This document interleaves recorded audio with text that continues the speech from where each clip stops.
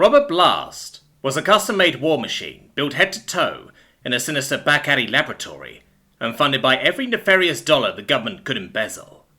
His pumping blood and beating heart sounded off with the ticking metronome of war, and the hyper-turned ends of his nerves reached out hungrily for ever more violence.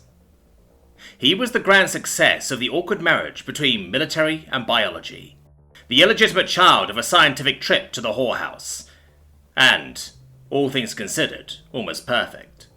Well, almost being the key word. You see, Robert Blast, as it was quickly discovered, had one gaping problem in his programming. The man was a bastard. Bastard not in the landless mother sense, though surely that was somehow involved in his conception too, but in the ballsy obsessions at chasing haphazard, arbitrary chaos kind of sense.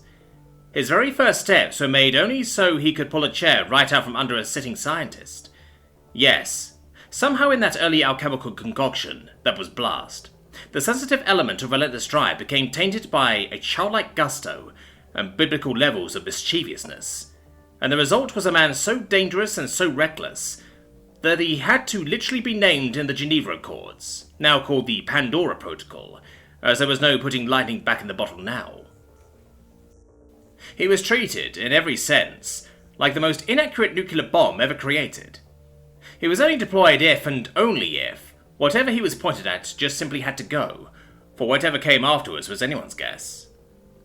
One of his first missions involved the infiltration of a guerrilla group, one nested deep inside of a Central American jungle. His mission, predictably, they just had to go.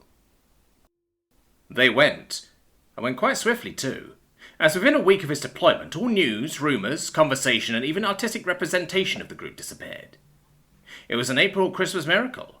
The thorn in the side of the government was gone without a hitch. How could things get any better?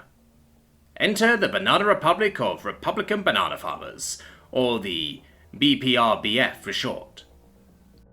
Chaos is a vacuum, and no one understood that better than Robert Blast.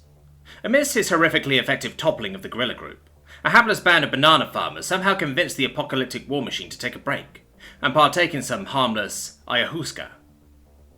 One night of woozy, blurry exposure of his own internal machinations, and more than one visit by a group of people Blast called the Banana Elves later, a thorough and ridiculous constitution was drafted, beginning thusly.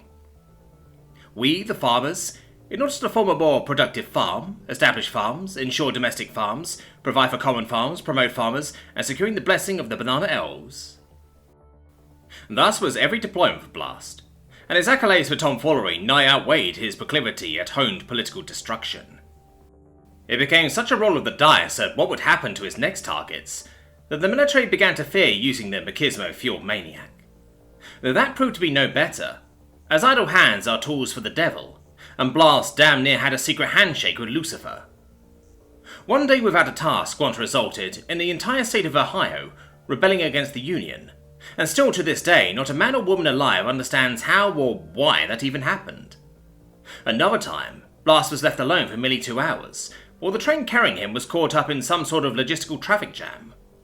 When the vehicle finally got rolling again, it did so with 2 zoos worth of animals clambering around inside of its compartments. There was not even one zoo within 100 miles of where they stopped, let alone 2. The world soon began to fear what Blast's next endeavour was, and the government was considering some drastic options for neutralising the man. Considering Blast was damn near impossible to kill, they thought up underwater prisons or mountaintop cages, maybe even blasting him off into space. Though, luckily for them, and probably everyone, the problem sort of solved itself. Yes, some people say history began when man first made fire, though I think history will prove that things really didn't get moving until Blast made first contact with aliens.